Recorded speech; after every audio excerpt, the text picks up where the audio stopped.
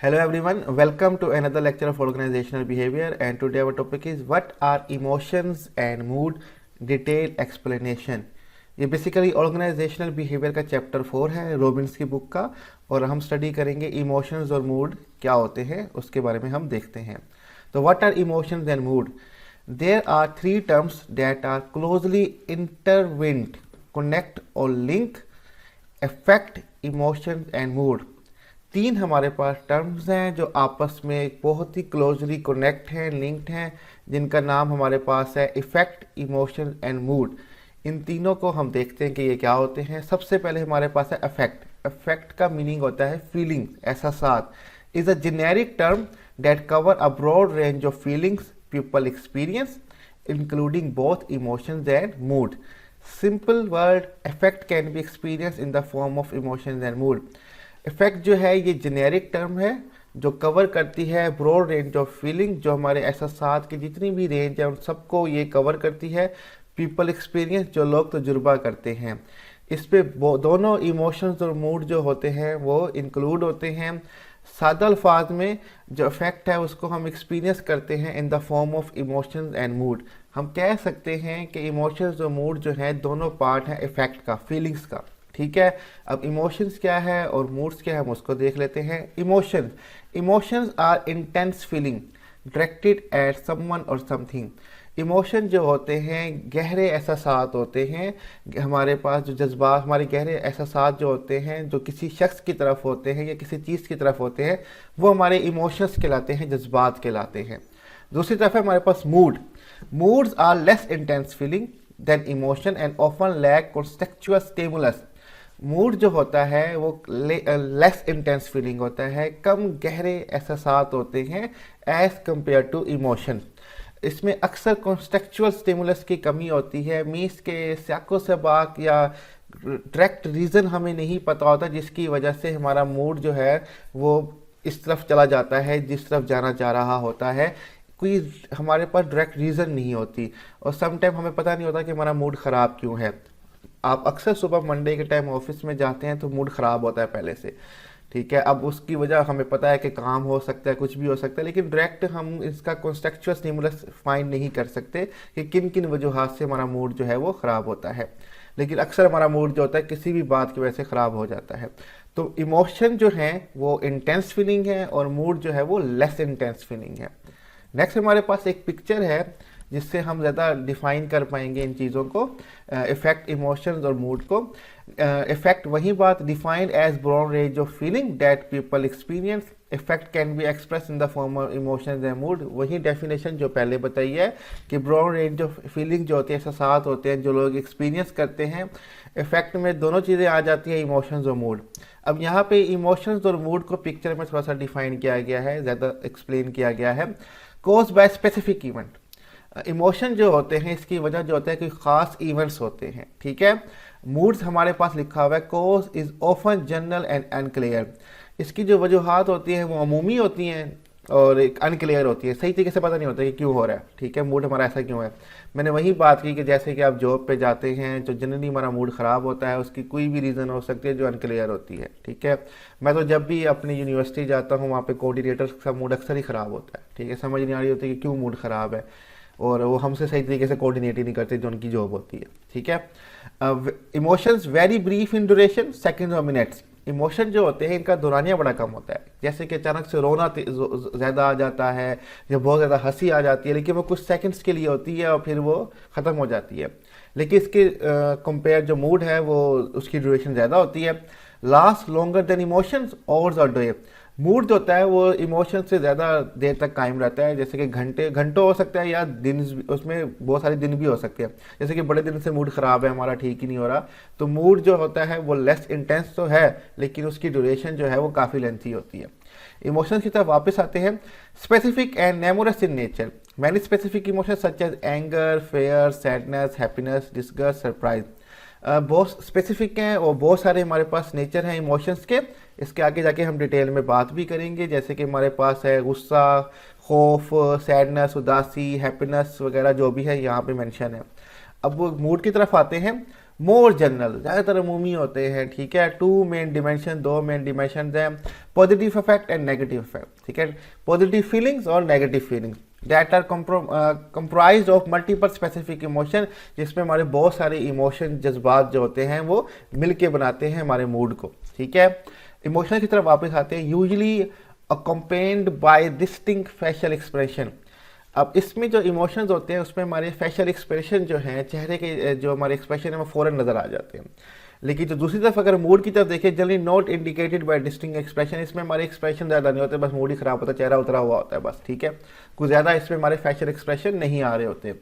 Action oriented in nature, emotion जो होते हैं ये एक्शन ओरिएंटेड होते हैं। जब आप जज्बात में आते हैं तो आप कुछ ना कुछ बिहेवियर शो कर देते हैं। गुस्से में आके थप्पड़ लगा दिया, ठीक है, कुछ भी बात हो सकती है।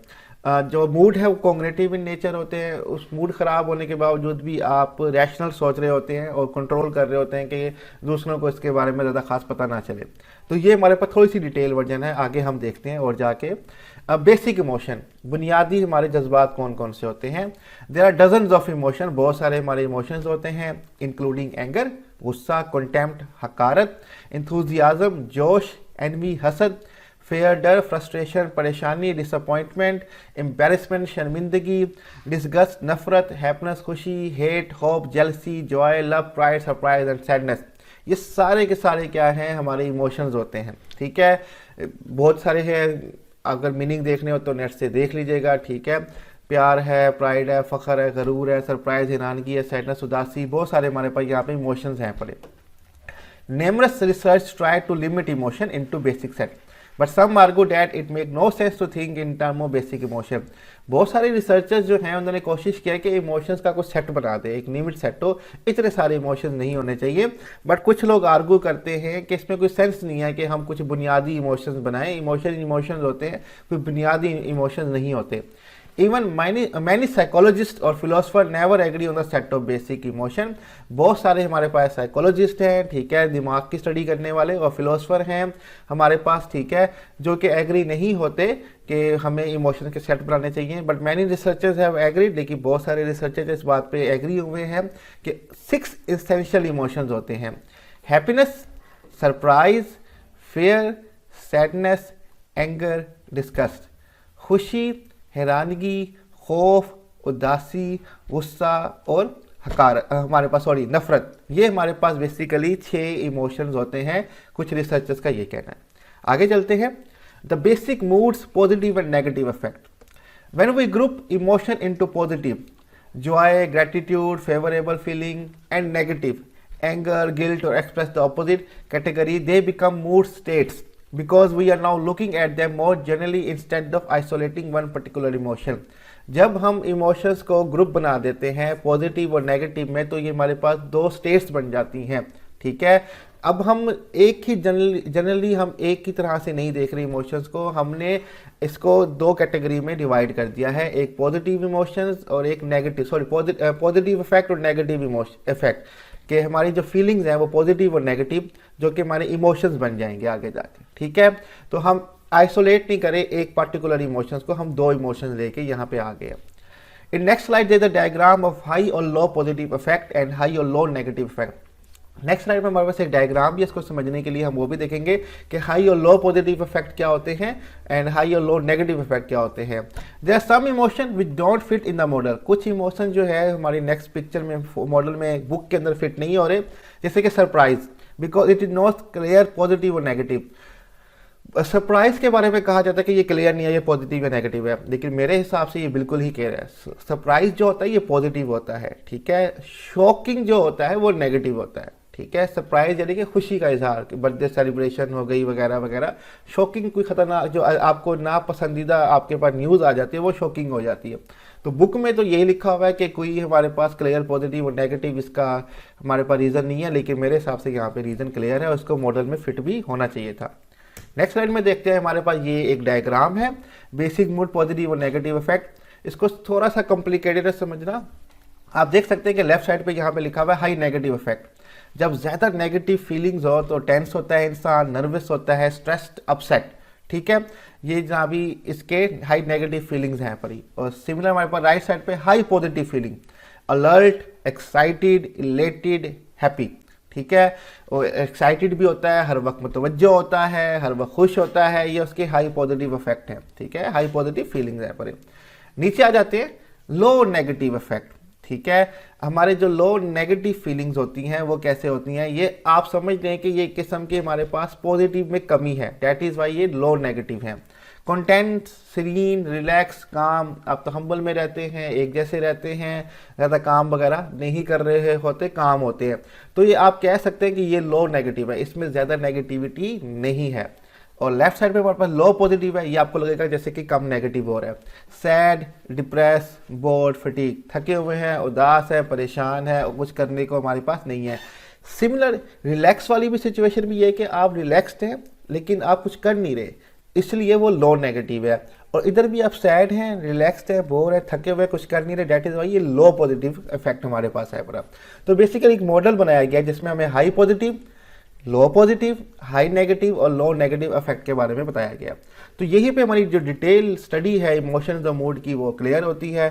आई होप कि आपको लेक्चर समझ आ गया होगा। स्लाइड्स का लिंक डिस्क्रिप्शन में दे दिया जाएगा, वहाँ से डाउनलोड कर सकते हैं और कोई भी क्वेश्चन आप कमेंट में हमसे पूछ सकते हैं। अपना ख्याल रखिएगा। अल्लाह हाफिज़।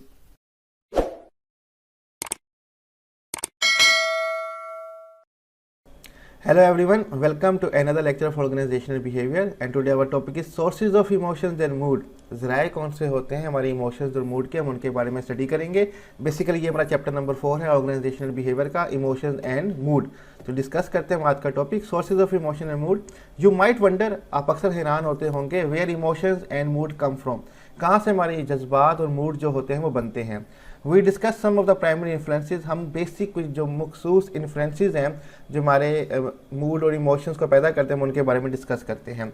जो हमारे प्राइमरी होते हैं, जो हमारे यानी कि ज़रूरी होते हैं, वो इन्फ्लुएंसेस हम देखते हैं। कुछ सेकेंडरी होते हैं वो इतने इंपॉर्टेंट नहीं है। नंबर 1 इज पर्सनैलिटी, शख्सियत। Most people have built in tendency to experience certain moods and emotion more frequently than other do। अक्सर लोग होते हैं वो टेंडेंसी पैदा कर लेते हैं कि कुछ जज्बात जो होते हैं वो दूसरों से ज़्यादा फील कर रहे होते हैं, मीन कि अक्सर फील कर रहे होते हैं, उनकी रूटीन या उनकी शख्सियत ऐसी होती है। People also experience the same emotion with different intensity, और लोग होते हैं वो एक जैसे एक्सपीरियंस को यानी कि एक जैसे इमोशंस को एक्सपीरियंस कर रहे होते हैं विद डिफरेंट इंटेंसिटी। मीन्स कि एक ही सिचुएशन होगी लेकिन इंटेंसिटी डिफरेंट होगी। मिसाल के तौर पे सपोज करेंगे पाकिस्तान कोई मैच हार जाता है तो एक शख्स कहेगा चलो यार ओके गेम है, हार जीत होती रहती है, दूसरा जनाब जज्बात में आके रोना शुरू कर देगा। एक ही इमोशंस है लेकिन इंटेंसिटी जो है वो डिफरेंट है। ठीक है, और सेम एक्सपीरियंस कर रहे हैं वो दोनों। It depend on their personality, ये उनकी शख्सियत पर डिपेंड करता है। ठीक है, personality can be the sum of ways in which people react and to and interact with other. Personality को हम डिफाइन कर सकते हैं कि तरीक़ेकार जिनके थ्रू लोग दूसरों की तरफ रिएक्ट करते हैं या इंटरेक्ट करते हैं दूसरों के साथ। मीन्स के छोटी छोटी बात पे किस तरह से रिएक्ट करना और दूसरों के साथ किस तरह से इंटरेक्ट करना, ये हमारी पर्सनैलिटी को, शख्सियत को डिफाइन कर रहा होता है। अक्सर लोग रोतलू होते हैं, अक्सर लोग बड़े हंसमुख होते हैं, अक्सर लोग बहुत ओपन माइंडेड होते हैं, अक्सर लोग बहुत क्लोज नैरो माइंडेड होते हैं। ये उनका रवैया और उनका रिएक्शन टुवर्ड डिफरेंट थिंग जो होता है उनकी पर्सनैलिटी बना रहा होता है, और यही पर्सनैलिटी जो होती है उनके इमोशंस डिवेल्प कर रही होती है। And individual with effectively intensity personality will experience both positive and negative emotion more deeply. जिन लोगों की जो पर्सनैलिटी होती है वो इफेक्टिव इंटेंसिटी होती है, मीन्स के वो ज़्यादा फीलिंग्स को गहराई से सोचते होते हैं या एक्सपीरियंस करते हैं, उनका पॉजिटिव और नेगेटिव इमोशन जो होता है वो बहुत ज़्यादा डीपली होता है। ठीक है, मीन्स के जो इफेक्टिव यानी कि फीलिंग्स से ज़्यादा ताल्लुक़ रखते होते हैं, जो कि हर बात को बहुत एहसास करते हैं, वो एक्सपीरियंस करते हैं बहुत नेगेटिव और पॉजिटिव इमोशंस को बहुत गहराई के साथ। तो पर्सनैलिटी जो है ये पहला फैक्टर जो है, ये जो सोर्स है हमारे लिए बेसिकली इमोशंस और मूड का। नेक्स्ट हमारे पास है day of the week and time of the day. हफ्ते का दिन और दिन का जो टाइम होता है वो भी हमारे इमोशंस और मूड पैदा कर रहे होते हैं या उन पर असरअंदाज हो रहे होते हैं। According to research people tend to be in their worst mood early in the week, Sunday, Monday, Tuesday, and in their best mood late in the week, Thursday, Friday, Saturday. Research का कहना है कि जो लोग होते हैं वो उनका मूड बहुत ख़राब होता है वीक के स्टार्टिंग के दिनों में, जो खास तौर पे संडे, मंडे और ट्यूसडे के दिन होते हैं। ठीक है, इन दिनों में लोगों का मूड जो है बुरा ख़राब होता है और वो अपने बेस्ट मूड में होते हैं थर्सडे, फ्राइडे, सैटरडे। इन आखिरी 3 दिनों में वो अपने बेस्ट मूड में होते हैं। मंडे, ट्यूसडे तो समझ आती है कि काम का बर्डन भी बहुत ज़्यादा होता है, इसी तरह संडे को भी शायद घर के काम बहुत ज़्यादा होते होंगे, डैट इज़ वाई लोग इतना अच्छे मूड में नहीं होते। लेकिन थर्सडे, फ्राइडे, सैटरडे, खास तौर पे जो सैटरडे की नाइट होती है, लोग बड़े घूमना फिरना पसंद करते हैं, क्योंकि पता होता है कि फ्राइडे और सैटरडे, अक्सर जगह पे सैटरडे और संडे को छुट्टी होती है, तो वो फ्राइडे से ही अपनी इंजॉयमेंट करना शुरू कर देते हैं। तो इस तरह से जो कुछ दिन होते हैं हफ्ते के, ये हमारा मूड कुछ दिनों में बहुत बुरा होता है, वर्स होता है, और कुछ दिनों में बहुत अच्छा होता है। Monday morning is probably not the best time to ask someone for the favor or convey bad news. Our workplace interaction will probably be more positive from mid-morning onward. Monday का सुबह का दिन जो है ये बिल्कुल भी अच्छा टाइम नहीं है कि आप किसी से फेवर मांगे, क्योंकि हर कोई काम के लिए आया हुआ होता है, थका होता है, मूड खराब होता है, और किसी को बैड न्यूज़ पहुंचाना मंडे की सुबह बिल्कुल ही गलत हो सकता है। ठीक है, तो our work place interaction will probably be more positive. और जब हम अपने वर्क प्लेस में एक दूसरे से इंटरेक्ट कर रहे होते हैं तो बेहतर टाइम तब भी है कि हम एक दूसरे से काम के लिए बात करें जब मिड मॉर्निंग हो चुकी हो, मीन्स कि दोपहर तकरीबन हो चुकी हो, तब भी हमें एक दूसरे से बात करनी चाहिए, और एक दूसरे को कोई काम करना तभी कहते हैं, तब तक हमारा जो मूड होता है वो स्टेबल हो चुका होता है। तो day of the week and time of the day ये भी सोर्स है हमारे इमोशंस और मूड का। नेक्स्ट हमारे पास है स्ट्रेस। ठीक है, दबाव, तनाव। Stressful daily events at work, nasty mail, declines, loss of big sale negatively affect mood. जो हमारे स्ट्रेसफुल डेली की इवेंट्स होते हैं हमारे काम के अंदर, जैसे कि कोई नेस्टी मेल है ना, एक बुरी मेल आ गई, कुछ में ऐसी बात थी जो हमें पसंद नहीं थी, सेल डिक्लाइन होगी। ठीक है, कि हमारा जो काम है या हमारी सेल्स है वो डिक्लाइन हो रही है, या लॉस ऑफ बिग सेल, बहुत सारी जो हमारी सेल है वो लॉस हो रही है। नेगेटिवली इफेक्ट मूड, हमारे मूड को बहुत ही नेगेटिवली इफेक्ट करते हैं। The effect of stress also build over time. जो असरअंदाज है स्ट्रेस का, ये वक्त के साथ साथ बढ़ता जाता है। Mounting level of stress can worsen our mood and we experience more negative emotion. और ज़्यादा लेवल जब स्ट्रेस का बढ़ता जाएगा तो हमारा मूड वर्स से वर्स होता जाएगा, और आखिरकार हम नेगेटिव इमोशंस फील करना या एक्सपीरियंस करना शुरू कर देते हैं बहुत ज़्यादा। तो स्ट्रेस भी बेसिकली सोर्स है हमारे इमोशंस और मूड का। नेक्स्ट है हमारी सोशल एक्टिविटीज, समाजी सरगर्मियाँ। ठीक है, कैसे लोगों के साथ उठना बैठना है, जिस तरह के लोगों के साथ उठना बैठना होगा उसी तरह का हमारा इमोशंस और मूड होंगे। For most people social activity increase positive mood and have little effect on negative mood.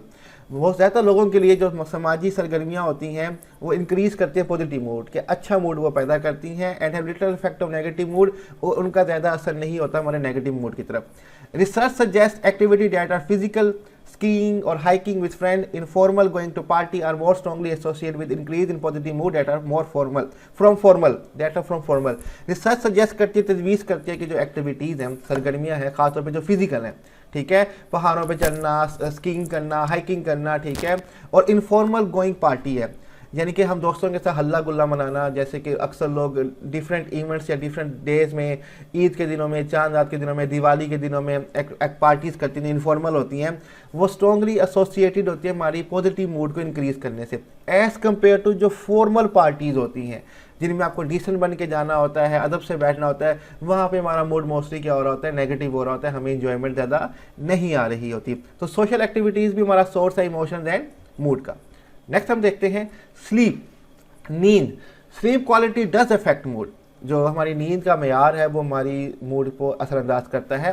Adult student and worker who are sleep deprived report greatly feeling of fatigue, anger and hostility. जो adult students हैं और जो worker होते हैं जिनकी जो sleep है वो डिप्राइव्ड हो जाती है, खींच ली जाती है, मीन्स के कम हो जाती है, उनके लिए रिपोर्ट की जाती है कि वो बहुत हद तक फटीग, थकावट फील करते हैं, एंगर, गुस्सा और हॉस्टिलिटी, वो अक्सर आपसे लड़ाई झगड़े करने की कोशिश कर रहे होते हैं।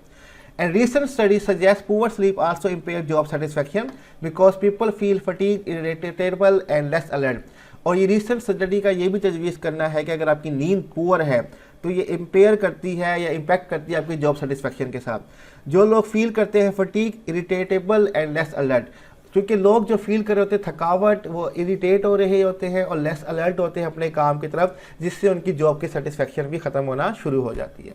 नेक्स्ट हमारे पास है एज, उम्र। Do young people experience more extreme positive emotion than older people.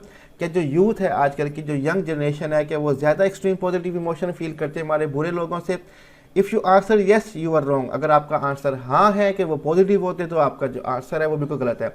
One study of people ages 18 to 94 revealed that negative emotion seem occur less as people get older. एक स्टडी ये कहती है कि लोगों की एज जो 18 से 94 ईयर की है रिवील करती है negative emotion seem occur less as people get older. जैसे जैसे लोग बूढ़े होते जाते हैं नेगेटिव इमोशंस क्या होते हैं, कम होते जाते हैं।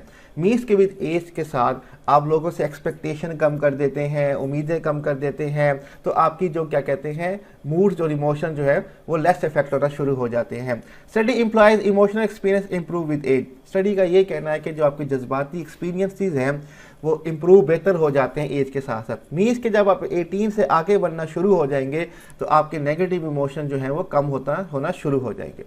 फाइनली हमारे पास है जेंडर, ठीक है, इसके बारे में देख लेते हैं।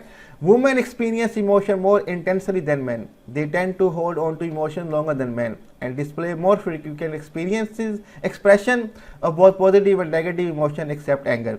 वुमेन जो होती हैं वो जो इमोशन जिनको एक्सपीरियंस करती हैं मोर इंटेंसली, ज़्यादा गहराई से देन मैन आदमियों से। They tend to hold on emotion longer than men, इनकी आदत होती है कि ये इमोशन को ज़्यादा से तक लेके चलती हैं एज़ कम्पेयर टू मैन। ये रिसर्च का कहना है, मेरा कहना नहीं है, ठीक है। And display more frequent expression of both positive and negative emotion, और इनकी कोशिश होती है ये अपने पॉजिटिव और नेगेटिव इमोशन ज़्यादातर एक्सप्रेशन के साथ शेयर कर देती हैं। रोना आ रहा है तो रो देंगी, हंसना आ रहा है तो हंस देंगी, देखेंगी नहीं कि सिचुएशन कैसी है। लेकिन हाँ, गुस्से को एक्सप्रेस नहीं करेंगी, वो उसको बस दबा के रखेंगी और अपने चेहरे के एक्सप्रेशन गलत कर लेंगी, गुस्सा जो है वो एक्सप्रेस नहीं करेंगी। तो ये हमारे पास 7 बेसिकली सोर्सेज थे इमोशंस एंड मूड के। नंबर 1 हमारे पास पर्सनैलिटी, शख्सियत। Number 2 day of the week and time of the day, हफ्ते के कौन से दिन और दिन का कौन सा टाइम जो है। स्ट्रेस, सोशल एक्टिविटीज़, हमारी समाजी सरगर्मियाँ, नींद, उम्र और जेंडर। तो यहाँ पे हमारा आज का लेक्चर जो है वो एंड पे पहुँचता है। स्लाइड्स का लिंक डिस्क्रिप्शन में दे दिया जाएगा, आप वहाँ से डाउनलोड कर सकते हैं और टॉपिक से रिलेटेड कोई भी कोई भी बात पूछनी हो कमेंट में हमसे पूछ सकते हैं। अपना ख्याल रखिएगा, अल्लाह हाफिज़।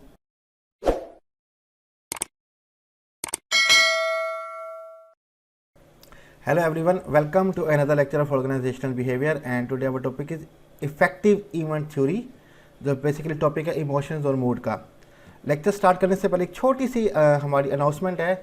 अगर आप में से कोई भी स्टूडेंट जो केमिस्ट्री के सब्जेक्ट में इंटरेस्ट रखता हो तो मेरी कोलीग हैं जिन्होंने अपना चैनल बनाया है सायरा केमिस्ट्री के नाम से। केमिस्ट्री के बहुत ही अच्छे टॉपिक यहाँ पे मौजूद होते हैं। अगर आप में से कोई केमिस्ट्री में इंटरेस्ट लेता हो तो इनके चैनल को सब्सक्राइब कर सकता है। डिस्क्रिप्शन में मैं चैनल का लिंक दे दूंगा, आप वहाँ से जाके सब्सक्राइब कर सकते हैं और जो भी नॉलेज चाहिए केमिस्ट्री का यहाँ से हासिल कर सकते हैं। Back to the topic, effective event theory. आज का हमारा टॉपिक है emotion and mood, chapter number 4 organisational behaviour का। How emotion and mood influence our job performance and satisfaction. किस तरह से हमारे इमोशंस और मूड, ठीक है, हमारे जज्बात और हमारे जो मूड होते हैं वो असरअंदाज होते हैं हमारी जॉब की परफॉर्मेंस पे और जॉब की सेटिस्फैक्शन पे। मीन्स की जॉब की कारकर्दगी और किस तरह हम जॉब से अपना इत्मीनान है, सेटिस्फाई हैं, उस पर किस तरह से असरअंदाज करती है। A model called effective event theory (AET) demonstrates that employees react emotionally to things that happen to them at work, and this reaction influences their job performance and satisfaction.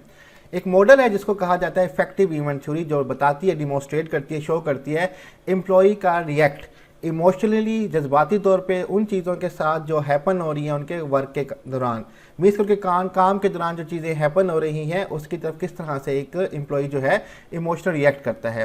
And this reaction influence their job performance and satisfaction, और जो उनका reaction होगा, ठीक है, वह influence करेगा, असरअंदाज करेगा उनकी जॉब की परफॉर्मेंस, कारकर्दगी पर और जॉब की सेटिस्फैक्शन पे। Figure in next slide summarize AET। एक फिगर है जो कि समराइज कर रही है इफेक्टिव इवेंट थ्योरी को, हम उसको देख लेते हैं। ये हमारे पास डायग्राम आ जाती है इफेक्टिव इवेंट थ्योरी की, आपको गूगल पे भी हर जगह मिल जाएगी और आपकी बुक में भी मेंशन है। आप डायग्राम में देख सकते हैं, सबसे पहले लिखा है वर्क एनवायरनमेंट, काम का माहौल क्या है। अब काम का जो माहौल बनता है वो बनता है कैरेक्टरिस्टिक्स ऑफ जॉब की खसूसियात क्या हैं, ठीक है, क्या टास्क है, कितना आसान है, कितना मुश्किल है, जो उसकी खसूसियात होंगी, ड्यूरेशन वगैरह, वो कैरेक्टरिस्टिक ऑफ जॉब कहलाएंगी। वो वर्क एनवायरनमेंट बना रही होंगी। जॉब डिमांड, जॉब आपसे चाहती क्या है, ठीक है, वो वर्क एनवायरनमेंट बनाते हैं। इमोशनल लेबर रिक्वायरमेंट, और जो एम्प्लॉई हैं उनकी ज़रूरियात क्या हैं, ये भी वर्क एनवायरनमेंट को बनाती हैं। अब जो वर्क एनवायरनमेंट है, इसके आगे हमारे पास वर्क इवेंट्स आते हैं। वर्क एनवायरनमेंट से हमारे काम का माहौल बनता है। डेली हैसल या डेली रूटीन पे परेशानियां होंगी, अगर कैरेक्टरिस्टिक जो जॉब की डिमांड या रिक्वायरमेंट जो है वो कंप्लीट नहीं हो रही, या तो डेली हैसल्स होंगी, परेशानियां, या डेली अपलिफ्ट्स, हमेशा बेहतरी हो रही होगी, अच्छा काम हो रहा होगा। अब ये जो वर्क इवेंट्स हैं, यहाँ पे जो वर्क इवेंट्स हमारे हैं, ये हमारे इमोशनल रिएक्शन पैदा करेंगे, पॉजिटिव और नेगेटिव। और हमारे इमोशनल रिएक्शन पे हमारे पर्सनल प्रीडिस्पोजिशन, यानी कि हमारी पर्सनैलिटी, हमारा मूड जो है वो भी हमारे इमोशनल रिएक्शन पे ओपन होकर असरअंदाज कर रहा होगा। अब जो हमारा इमोशनल रिएक्शन होगा वो पॉजिटिव या नेगेटिव, वो हमारी जॉब सेटिस्फेक्शन और जॉब परफॉर्मेंस पे असरअंदाज करेगा। अगर पॉजिटिव होगा हमारा रिएक्शन तो मीन हम जॉब से सेटिस्फाई हैं, हमारी कारकर्दगी भी अच्छी होगी। अगर रिएक्शन नेगेटिव होगा तो हम ना ही जॉब से सेटिस्फाई होंगे, हमारी कारकर्दगी भी अच्छी नहीं होगी। इसी डायग्राम को एक स्लाइड में हमने एक्सप्लेन करने की कोशिश की, हम वो देख लेते हैं। द वर्क इन्वायरमेंट, ठीक है, work environment includes everything surrounding job, variety of task, job demand, degree of autonomy etcetera, खुद मुख्तारी वगैरह। यही बात जो मैंने पहले डायग्राम में बताई, वर्क इन्वायरमेंट में इंक्लूड होता है एवरीथिंग सराउंडिंग जॉब, जो कुछ जॉब के इर्द गिर्द हो रहा है। वैरायटी ऑफ टास्क, ठीक है, बहुत सारे हमारे पास वैरायटी ऑफ मुख्तलिफ टास्क हैं, पर एक यानी कि ऑब्जेक्टिव हमारे पास जॉब ड्यूटीज़ हैं। जॉब डिमांड, जॉब हमसे डिमांड क्या कर रही है, क्या रिक्वायरमेंट्स हमसे चाहती है। डिग्री ऑफ ऑटोनॉमी, कितनी खुद मुख्तियारी है एक एम्प्लॉय को अपना काम अपनी मर्जी से करने की। ये सब चीज़ें मिला के वर्क इन्वायरमेंट बना रही है। The work environment create work events, अब जो वर्क का इन्वायरमेंट होता है, माहौल होता है, वो वर्क के इवेंट्स बनाती है। डैट कैन बी हैसल, जो कि परेशानी के इवेंट्स भी हो सकते हैं, अपलिफ्टिंग इवेंट्स और तरक्की के इवेंट्स भी हो सकते हैं, या दोनों हो सकते हैं। हैसल्स भी हो सकते हैं, अपलिफ्टिंग भी हो सकती है, दोनों हो सकते हैं। This work event trigger positive और नेगेटिव इमोशनल रिएक्शन, ये जो वर्क इवेंट्स है यही पॉजिटिव और नेगेटिव रिएक्शन को जो ट्रिगर करती हैं। जैसे कि हमने डायग्राम में लास्ट देखा था, ये वर्क इवेंट जो है ट्रिगर कर रही है हमारे इमोशनल रिएक्शन को, ठीक है, ये ट्रिगर करती है। To which employee personalities and mood predispose, और इससे ही एम्प्लॉय की पर्सनैलिटी, जो उसकी शख्सियत, उसके मूड है, वो ओपन होते हैं और देन रिस्पॉन्ड करते हैं ग्रेटर और लेसर इंटेंसिटी को हमारे इमोशनल रिएक्शन। मीन्स के जो वर्क इवेंट है वो ट्रिगर कर रहे हैं हमारे इमोशनल रिएक्शन को, लेकिन हमारी पर्सनैलिटी और मूड जो है उसकी इंटेंसिटी को या तो कम कर रहे होते हैं या वो ज़्यादा कर रहे होते हैं। Finally emotions influence a number of performance and satisfaction variables such as organization, commitment, attention to quit etcetera. और फाइनली आखिरी तौर पे जो हमारे इमोशन होते हैं वो इन्फ्लुएंस करते हैं हमारी नंबर ऑफ परफॉर्मेंस और सेटिस्फैक्शन को, कि हमारी कारकर्दगी का नंबर क्या होगा, हमारी सेटिस्फैक्शन का नंबर क्या होगा। अब या तो हम हमारी ऑर्गेनाइजेशन की कमिटमेंट बढ़ जाएगी या कमिटमेंट कम हो जाएगी, वो सेटिस्फैक्शन और परफॉर्मेंस पर डिपेंड कर रहा होगा, जो हमारी इमोशनल रिएक्शन की वजह से होगा। या हमारी अटेंशन टू क्विट जो है कि जॉब छोड़ने की टेंशन जो है वो तो बढ़ जाएगी या कम हो जाएगी, वो हमारी परफॉर्मेंस की और सेटिस्फैक्शन की जॉब के हवाले से डिपेंड कर रहा होगा, जो हमारा इमोशनल रिएक्शन की वजह से बनेगा। अगर हमारा इमोशनल रिएक्शन पॉजिटिव होगा तो हमारी परफॉर्मेंस और सेटिस्फैक्शन अच्छी होगी और हमारी ऑर्गेनाइजेशन की तरफ कमिटमेंट भी बढ़ेगी और अटेंशन टू क्विट वो भी खत्म हो जाएगी।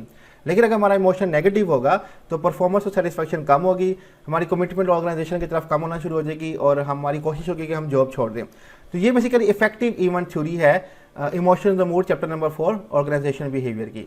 छोटा सा लेक्चर था, यही अपना टॉपिक खत्म होता है। स्लाइड्स का लिंक डिस्क्रिप्शन में दे दूंगा, आप वहाँ से डाउनलोड कर सकते हैं और कोई भी क्वेश्चन हो रिगार्डिंग टू द टॉपिक आप मुझसे कमेंट में पूछ सकते हैं। अपना ख्याल रखिएगा, अल्लाह हाफिज़।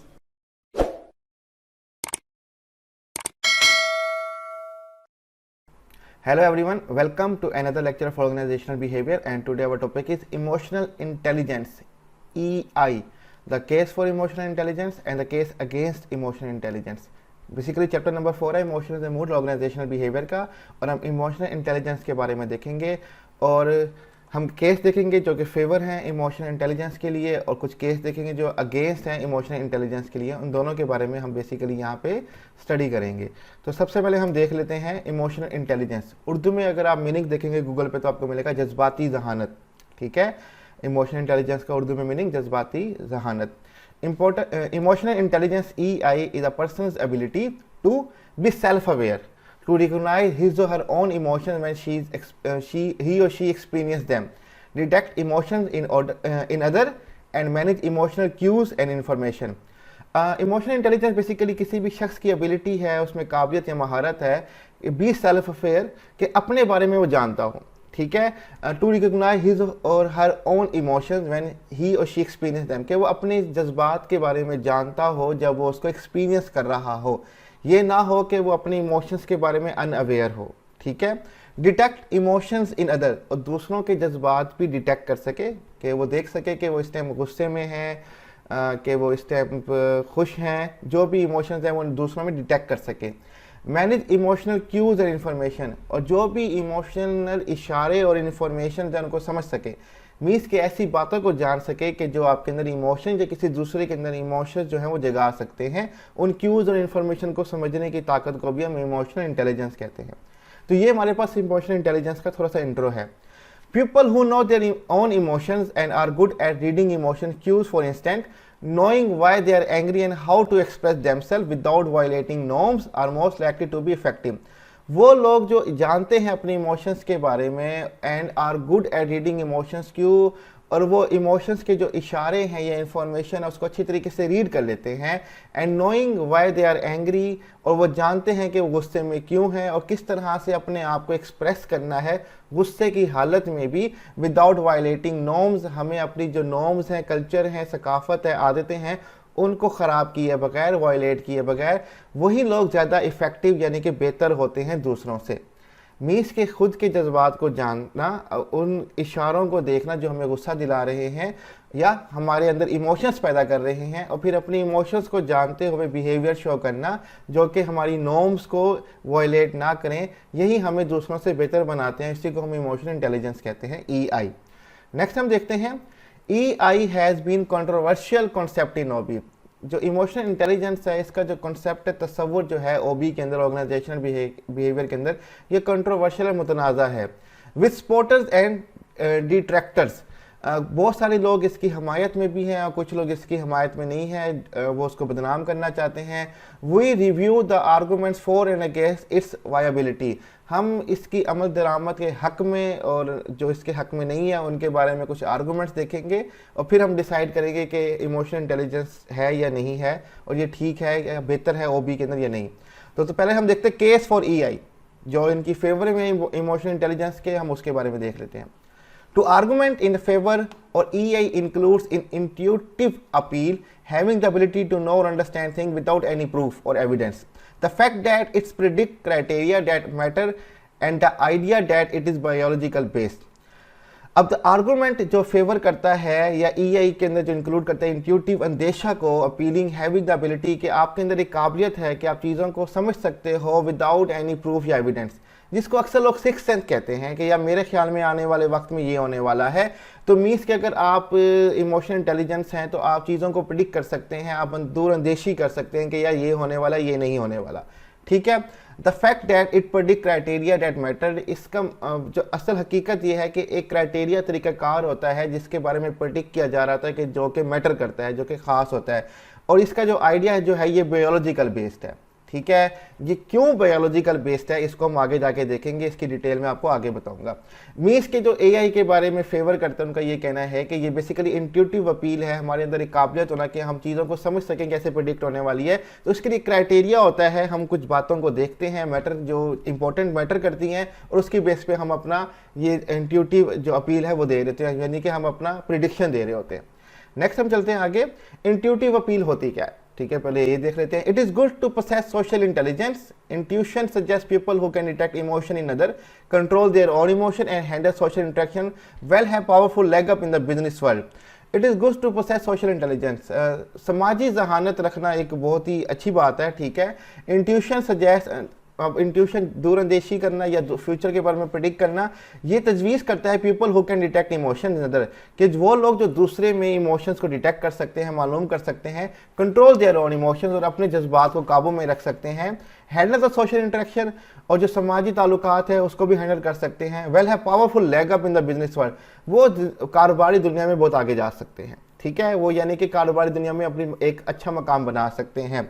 ये इंट्यूशन अपील का हमारे यहाँ कहना है। People who have high EI they deliver more in business than the people who are low in EI, वो लोग जिनका इमोशनल इंटेलिजेंस हाई होता है, मीन्स के वो दूसरों के बिहेवियर को डिटेक्ट कर सकते हैं, अपने इमोशंस को काबू में ला सकते हैं, वो बिजनेस में ज़्यादा डिलीवर करेंगे as compare to those people who have low EI, जो कि दूसरों के जज्बात, एहसास को नहीं समझते और अपने इमोशंस को भी कंट्रोल नहीं कर पाते, वो इतना ज़्यादा डिलीवर नहीं कर पाते बिजनेस के अंदर। और ये बात हकीकत है, फैक्ट है। जो लोग अपने इमोशंस को कंट्रोल करते हुए काम करते हैं वो आगे बढ़ जाते हैं, जो नहीं कर पाते तो वो अपने जज्बात को जाहिर कर देते हैं और अपनी सीक्रेसी ख़त्म कर देते हैं, और फिर वो अच्छी तरीके से काम भी नहीं कर पाते। तो ये हमारे पास पहला इंट्यूटिव अपील है जो कि the case for emotional intelligence है। नेक्स्ट हमारे पास है EI predict that matter. EI वो उन चीज़ों को प्रिडिक्ट करती है जो कि खास हैं, जो मैटर करती हैं, ठीक है। Evidence suggest a high level of EI means a person will perform well on job. Research की होंगी तो कुछ एविडेंस हैं जो सजेस्ट करते हैं, तजवीज़ करते हैं कि जो शख्स में इमोशनल इंटेलिजेंस का लेवल हाई है वो अच्छा परफॉर्म करते हैं अपनी जॉब के अंदर, मीन्स कि उनकी कारकर्दगी होती है वो वेल होती है on the job. One study found, एक स्टडी ये हमें बताती है EI predict the performance of employee in cigarette factory in China. Another study found the ability to recognize emotion in other facial expression। एक study जो है EI की predict करती है the performance of employee in the cigarette factory in China के एक कारकर्दगी employ के सिगरेट फैक्ट्री के अंदर चाइना के अंदर। Another study found the ability to recognize emotion in other facial expression। और एक और स्टडी बताती है कि जब आपकी EI बेहतर हो तो आप रिकॉग्नाइज कर सकते हैं इमोशंस को दूसरों के फेस के एक्सप्रेशन से, ठीक है, कि चेहरे के एक्सप्रेशन देख के ही आप उनको पता चल जाएगा कि वो क्या सोच रहे हैं। फाइनली आखिरी तौर पे a review of 59 studies indicate that overall EI correlated moderately reasonably fairly with the job performance। 59 studies की गई और जिनका रिव्यू आया है, जैसे कि मैंने बताया चाइना की सिगरेट की फैक्ट्री के अंदर भी किया गया, तो EI बेसिकली ताल्लुक रखता है कुछ हद तक, यानी कि मॉडरेटली दरमियाने हद तक जॉब की परफॉर्मेंस के साथ। मीन्स कि अगर आप इमोशनल इंटेलिजेंस है आपकी हाई है तो आपकी जॉब की परफॉर्मेंस बेहतर होगी। काफ़ी दरमियाने हद तक ये बात साबित हुई है 59 जो स्टडीज़ की गई हैं।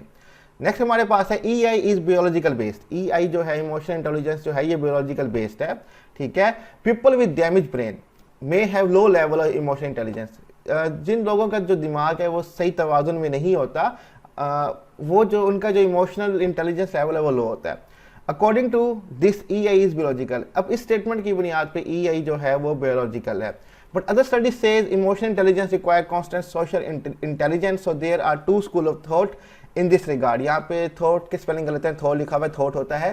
तो लेकिन एक और स्टडी उसका कहना है कि जो इमोशनल इंटेलिजेंस है उसका ताल्लुक है हमारे पास सोशल इंटेलिजेंस से, कि आप कितना समाजी जहालत रखते हैं, लोगों से बातचीत कितना करते हैं, मेल जोल कितना है। जितना ज़्यादा मेल जोल होगा उतना ही दूसरों के जज्बात को समझ पाएंगे और अपने जज्बात को काबू करने में मददगार साबित होगा।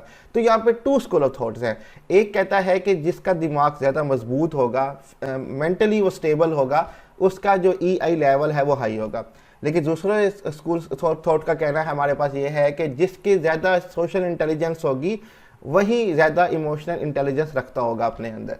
तो ये हमारे पास पहली जो स्टेटमेंट है कि पीपल विद डैमेज ब्रेन, की जिनका दिमागी तवाज़ुन ठीक नहीं होता, अगर ये स्टेटमेंट हम देखें तो हम कह सकते हैं कि EI बायोलॉजिकल बेस है, अदरवाइज हम कह सकते हैं कि नहीं, इससे कोई ताल्लुक नहीं है, वो सोशल इंटेलिजेंस से ताल्लुक है। तो ये हमारे पास केस थे फॉर द केस EI, जो हमारे पास केस है EI के हक में हमने वो देखे। अब हम देखते हैं the case against EI emotional intelligence, वो केसेस जो कि अगेंस्ट है इमोशनल इंटेलिजेंस के। EI has just many critics who say it is vague, not clearly expressed and impossible to measure। the question is validity।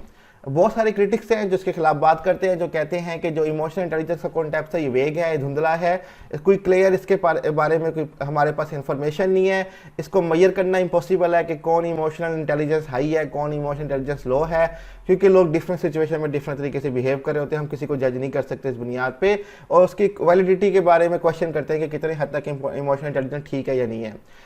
EI is to वैग a concept, ये एक जो concept है बहुत धुंधला है। टू मैनी रिसर्चर, बहुत सारे रिसर्चर्स का कहना है it's not clear what EI is. Different researcher often focus in different skills making it difficult to define EI। बहुत सारे रिसर्चर कह रहे हैं कि ये क्लियर बात नहीं है कि EI क्या होता है, ठीक है। Different researchers often focus in different skill, बहुत सारे जो मुख्तलिफ रिसर्चर जो हैं वो फोकस करते हैं डिफरेंट स्किल्स के ऊपर, महारतें और काबिलियत के ऊपर। Making it difficult to define EI, जो कि मुश्किल कर देता है EI को डिफाइन करना। वो कहते हैं कि हमें स्किल्स और महारतों पे बात करनी चाहिए। EI इंटेलिजेंस जो है ये क्लियर कॉन्सेप्ट नहीं है, ये एक धुंधला कॉन्सेप्ट है। EI कांट बी मेजर, हम EI की इमोशनल इंटेलिजेंस की पैमाइश नहीं कर सकते। Many critics have raise question, बहुत सारे क्रिटिक्स जो इसके मुखालिफ हैं वो क्वेश्चन उठाते हैं अबाउट मेजरिंग EI को पैमाइश करने के मेजर करने के बारे में। Because EI is a form of intelligence for instant then there must be a right and wrong answer about its on test, they argue, such as one measure ask associate feeling with other with color and there is no right or wrong answer for that। बहुत सारे critics का ये सवाल उठाना है कि EI को कैसे मेजर किया जाए। अब EI जो है ये बेसिकली एक फॉर्म है इंटेलिजेंस की, जहानत की। फॉर इंस्टेंस मिसाल के तौर पे then there must be right and wrong answer about its on test, जब इसके टेस्ट किए जाएंगे तो या तो दो आंसर होने चाहिए, या तो सही या गलत। ये उनका आर्गो है। लेकिन अब वो मैयर करते हैं कि एक शख्स एसोसिएट करता है अपने जज्बात को एक कलर से, ठीक है, उसको एक कलर के साथ वो उसकी फीलिंग्स हैं। अब इसमें ना ही वो गलत बात है ना ही कुछ रॉन्ग चीज़ है, ठीक है, एसोसिएशन है विद द फीलिंग्स, तो इसमें सही गलत नहीं है, तो हम कैसे मैयर करेंगे इस चीज़ को। तो उनका ये कहना है बेसिकली इस फील्ड के बारे में कि हम EI को मैयर नहीं कर सकते। नेक्स्ट हमारे पास आ जाता है validity of EI is suspect. The case of against emotional intelligence continue हो रहा है कि हम वैलिडिटी जो है EI की उसके ऊपर शक किया जा रहा है। सम क्रिटिक्स आर्गू, कुछ क्रिटिक्स का ये आर्गू करना है डैट बिकॉज EI की वजह से is so closely related to intelligence and personality, once you control this factor EI nothing unique to offer. EI का जो ताल्लुक है बेसिकली वो इंटेलिजेंस और पर्सनैलिटी शख्सियत के साथ है। अगर हम अपनी पर्सनैलिटी को इन फैक्टर्स को कंट्रोल कर लें, यानी कि अपनी शख्सियत को कंट्रोल कर लें, अपनी जहानत पे कंट्रोल कर लें, तो EI इमोशनल इंटेलिजेंस के पास कोई यूनिक चीज़ ऑफर करने को है ही नहीं, ठीक है। तो हम ये क्या कहें कि इमोशनल इंटेलिजेंस भी एक टर्म है। बस अपनी शख्सियत को कंट्रोल रखें, ठीक है, अपने इंटेलिजेंस जहानत को जानिए, ठीक है, तो फिर इमोशनल इंटेलिजेंस के पास कोई खास ऑफर करने को है नहीं। तो ये जो लोग अगेंस्ट हैं इमोशनल इंटेलिजेंस के, उनकी ये बात है, कहना है कि इमोशनल इंटेलिजेंस बेसिकली वेग है, धुंधला है, इसको मैयर नहीं किया जा सकता और इसकी वैलिडिटी कोई खास है नहीं। तो उनका ये कहना है। तो यहाँ पे हमारा जो टॉपिक है इमोशनल इंटेलिजेंस का वो कंप्लीट हो जाता है। हमने देखा कि इमोशनल इंटेलिजेंस बेसिकली होता क्या है, ठीक है। आप एक काबिलियत होती है अपने आप के बारे में जानना, दूसरों के इमोशंस के बारे में समझना, क्यूज और इन्फॉर्मेशन जो इमोशंस पैदा करते हैं उनको जानना। फिर हमने केसेस देखे in the favour of EI और हमने केसेस देखे in the against of EI। और यही पे हमारा टॉपिक आज का खत्म हो जाता है। स्लाइड्स का लिंक मैं डिस्क्रिप्शन में दे दूंगा, वहाँ से डाउनलोड कर सकते हैं। कोई भी क्वेश्चन टॉपिक से रिलेटेड हो आप कमेंट में पूछ सकते हैं। अपना ख्याल रखिएगा। अल्लाह हाफिज़।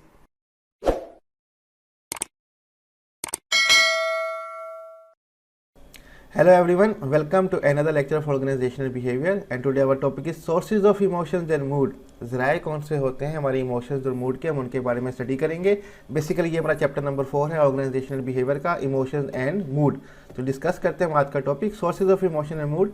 यू माइट वंडर, आप अक्सर हैरान होते होंगे, where emotions and mood come from, कहाँ से हमारे जज्बात और मूड जो होते हैं वो बनते हैं। We discuss some of the primary influences, हम बेसिक कुछ जो मखसूस इन्फ्लुएंसेस हैं जो हमारे मूड और इमोशंस को पैदा करते हैं हम उनके बारे में डिस्कस करते हैं। जो हमारे प्राइमरी होते हैं, जो हमारे यानी कि ज़रूरी होते हैं, वो इन्फ्लुएंसेस हम देखते हैं। कुछ सेकेंडरी होते हैं वो इतने इंपॉर्टेंट नहीं है। नंबर 1 इज पर्सनैलिटी, शख्सियत। Most people have built in tendency to experience certain moods and emotion more frequently than other do. अक्सर लोग होते हैं वो टेंडेंसी पैदा कर लेते हैं कि कुछ जज्बात जो होते हैं वो दूसरों से ज़्यादा फील कर रहे होते हैं, मीन कि अक्सर फील कर रहे होते हैं, उनकी रूटीन या उनकी शख्सियत ऐसी होती है। People also experience the same emotion with different intensity, और लोग होते हैं वो एक जैसे एक्सपीरियंस को यानी कि एक जैसे इमोशंस को एक्सपीरियंस कर रहे होते हैं विद डिफरेंट इंटेंसिटी। मीन्स कि एक ही सिचुएशन होगी लेकिन इंटेंसिटी डिफरेंट होगी। मिसाल के तौर पे सपोज करेंगे पाकिस्तान कोई मैच हार जाता है तो एक शख्स कहेगा चलो यार ओके गेम है, हार जीत होती रहती है, दूसरा जनाब जज्बात में आके रोना शुरू कर देगा। एक ही इमोशंस है लेकिन इंटेंसिटी जो है वो डिफरेंट है, ठीक है, और सेम एक्सपीरियंस कर रहे हैं वो दोनों। It depend on their personality, ये उनकी शख्सियत पर डिपेंड करता है, ठीक है। Personality can be the sum of ways in which people react and to and interact with other. Personality को हम डिफाइन कर सकते हैं कि तरीक़ेकार जिनके थ्रू लोग दूसरों की तरफ रिएक्ट करते हैं या इंटरेक्ट करते हैं दूसरों के साथ। मीन्स के छोटी छोटी बात पे किस तरह से रिएक्ट करना और दूसरों के साथ किस तरह से इंटरेक्ट करना, ये हमारी पर्सनैलिटी को, शख्सियत को डिफाइन कर रहा होता है। अक्सर लोग रोतलू होते हैं, अक्सर लोग बड़े हंसमुख होते हैं, अक्सर लोग बहुत ओपन माइंडेड होते हैं, अक्सर लोग बहुत क्लोज नैरो माइंडेड होते हैं। ये उनका रवैया और उनका रिएक्शन टुवर्ड डिफरेंट थिंग जो होता है उनकी पर्सनैलिटी बना रहा होता है, और यही पर्सनैलिटी जो होती है उनके इमोशंस डिवेल्प कर रही होती है। And individual with effectively intensity personality will experience both positive and negative emotion more deeply. जिन लोगों की जो पर्सनैलिटी होती है वो इफेक्टिव इंटेंसिटी होती है, मीन्स के वो ज़्यादा फीलिंग्स को गहराई से सोचते होते हैं या एक्सपीरियंस करते हैं, उनका पॉजिटिव और नेगेटिव इमोशन जो होता है वो बहुत ज़्यादा डीपली होता है, ठीक है। मीन्स के जो इफेक्टिव यानी कि फीलिंग्स से ज़्यादा ताल्लुक़ रखते होते हैं, जो कि हर बात को बहुत एहसास करते हैं, वो एक्सपीरियंस करते हैं बहुत नेगेटिव और पॉजिटिव इमोशंस को बहुत गहराई के साथ। तो पर्सनैलिटी जो है ये पहला फैक्टर जो है, ये जो सोर्स है हमारे लिए बेसिकली इमोशंस और मूड का। नेक्स्ट हमारे पास है day of the week and time of the day. हफ्ते का दिन और दिन का जो टाइम होता है वो भी हमारे इमोशंस और मूड पैदा कर रहे होते हैं या उन पर असरअंदाज हो रहे होते हैं। According to research people tend to be in their worst mood early in the week, Sunday Monday Tuesday, and in their best mood late in the week, Thursday Friday Saturday. Research का कहना है कि जो लोग होते हैं वो उनका मूड बहुत ख़राब होता है वीक के स्टार्टिंग के दिनों में, जो खास तौर पे संडे, मंडे और ट्यूसडे के दिन होते हैं। ठीक है, इन दिनों में लोगों का मूड जो है बुरा ख़राब होता है और वो अपने बेस्ट मूड में होते हैं थर्सडे, फ्राइडे, सैटरडे। इन आखिरी 3 दिनों में वो अपने बेस्ट मोड में होते हैं। मंडे, ट्यूसडे तो समझ आती है कि काम का बर्डन भी बहुत ज़्यादा होता है। इसी तरह संडे को भी शायद घर के काम बहुत ज़्यादा होते होंगे, डेट इज़ वाई लोग इतना अच्छे मूड में नहीं होते। लेकिन थर्सडे, फ्राइडे, सैटरडे, खास तौर पे जो सैटरडे की नाइट होती है, लोग बड़े घूमना फिरना पसंद करते हैं, क्योंकि पता होता है कि फ्राइडे और सैटरडे, अक्सर जगह पे सैटरडे और संडे को छुट्टी होती है, तो वो फ्राइडे से ही अपनी इंजॉयमेंट करना शुरू कर देते हैं। तो इस तरह से जो कुछ दिन होते हैं हफ्ते के, ये हमारा मूड कुछ दिनों में बहुत बुरा होता है, वर्स होता है, और कुछ दिनों में बहुत अच्छा होता है। Monday morning is probably not the best time to ask someone for the favour or convey bad news. Our work place interaction will probably be more positive from mid morning onward. Monday का सुबह का दिन जो है ये बिल्कुल भी अच्छा टाइम नहीं है कि आप किसी से फेवर मांगे, क्योंकि हर कोई काम के लिए आया हुआ होता है, थका होता है, मूड खराब होता है, और किसी को बैड न्यूज़ पहुंचाना मंडे की सुबह बिल्कुल ही गलत हो सकता है। ठीक है, तो our work place interaction will probably be more positive. और जब हम अपने वर्क प्लेस में एक दूसरे से इंटरेक्ट कर रहे होते हैं तो बेहतर टाइम तब भी है कि हम एक दूसरे से काम के लिए बात करें जब मिड मॉर्निंग हो चुकी हो, मीन्स कि दोपहर तकरीबन हो चुकी हो, तब भी हमें एक दूसरे से बात करनी चाहिए और एक दूसरे को कोई काम करना तभी कहते हैं, तब तक हमारा जो मूड होता है वो स्टेबल हो चुका होता है। तो day of the week and time of the day, ये भी सोर्स है हमारे इमोशंस और मूड का। नेक्स्ट हमारे पास है स्ट्रेस। ठीक है, दबाव, तनाव। Stressful daily events at work, nasty mail, declines, loss of big sale negatively affect mood. जो हमारे स्ट्रेसफुल डेली की इवेंट्स होते हैं हमारे काम के अंदर, जैसे कि कोई नेस्टी मेल है ना, एक बुरी मेल आ गई, कुछ में ऐसी बात थी जो हमें पसंद नहीं थी, सेल डिक्लाइन होगी। ठीक है, कि हमारा जो काम है या हमारी सेल्स है वो डिक्लाइन हो रही है, या लॉस ऑफ बिग सेल, बहुत सारी जो हमारी सेल है वो लॉस हो रही है। नेगेटिवली इफेक्ट मूड, हमारे मूड को बहुत ही नेगेटिवली इफेक्ट करते हैं। The effect of stress also build over time. जो असरअंदाज है स्ट्रेस का, ये वक्त के साथ साथ बढ़ता जाता है। Mounting level of stress can worsen our mood and we experience more negative emotion. और ज़्यादा लेवल जब स्ट्रेस का बढ़ता जाएगा तो हमारा मूड वर्स से वर्स होता जाएगा और आखिरकार हम नेगेटिव इमोशंस फील करना या एक्सपीरियंस करना शुरू कर देते हैं बहुत ज़्यादा। तो स्ट्रेस भी बेसिकली सोर्स है हमारे इमोशंस और मूड का। नेक्स्ट है हमारी सोशल एक्टिविटीज, समाजी सरगर्मियाँ। ठीक है, कैसे लोगों के साथ उठना बैठना है, जिस तरह के लोगों के साथ उठना बैठना होगा उसी तरह का हमारा इमोशंस और मूड होंगे। For most people social activity increase positive mood and have little effect on negative mood. बहुत ज़्यादा लोगों के लिए जो समाजी सरगर्मियाँ होती हैं वो इंक्रीज करती है पॉजिटिव मूड के, अच्छा मूड वो पैदा करती हैं, and have little effect of negative mood, और उनका ज़्यादा असर नहीं होता हमारे नेगेटिव मूड की तरफ। Research suggest activity that are physical, skiing or hiking with friends, informal going to party are more strongly associated with increase in positive mood that are more formal from formal। Research suggest करती है, तजवीज़ करती है कि जो activities हैं, सरगर्मियाँ हैं, खासतौर पे जो फिजिकल हैं, ठीक है, पहाड़ों पे चलना, स्कीइंग करना, हाइकिंग करना, ठीक है, और इनफॉर्मल गोइंग पार्टी है, यानी कि हम दोस्तों के साथ हल्ला गुल्ला मनाना, जैसे कि अक्सर लोग डिफरेंट इवेंट्स या डिफरेंट डेज में, ईद के दिनों में, चांद रात के दिनों में, दिवाली के दिनों में एक पार्टीज़ करती हैं, इनफॉर्मल होती हैं, वो स्ट्रॉन्गली एसोसिएटेड होती है हमारी पॉजिटिव मूड को इंक्रीज़ करने से, एज़ कम्पेयर टू जो फॉर्मल पार्टीज़ होती हैं जिनमें आपको डिसेंट बन के जाना होता है, अदब से बैठना होता है, वहाँ पे हमारा मूड मोस्टली क्या हो रहा होता है, नेगेटिव हो रहा होता है, हमें इंजॉयमेंट ज़्यादा नहीं आ रही होती। तो सोशल एक्टिविटीज़ भी हमारा सोर्स है इमोशंस एंड मूड का। नेक्स्ट हम देखते हैं स्लीप, नींद। Sleep quality does affect mood.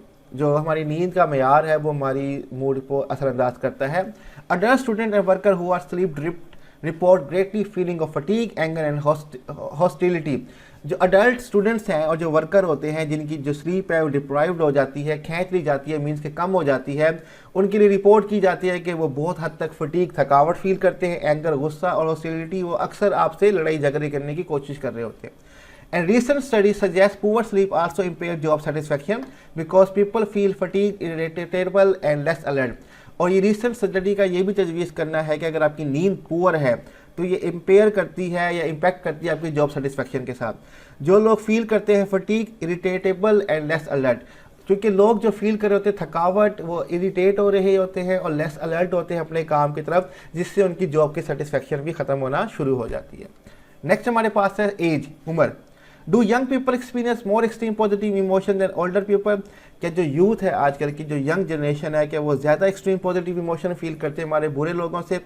If you answer yes you are wrong. अगर आपका आंसर हाँ है कि वो पॉजिटिव होते तो आपका जो आंसर है वो बिल्कुल गलत है। One study of people ages 18 to 94 revealed that negative emotion seem occur less as people get older.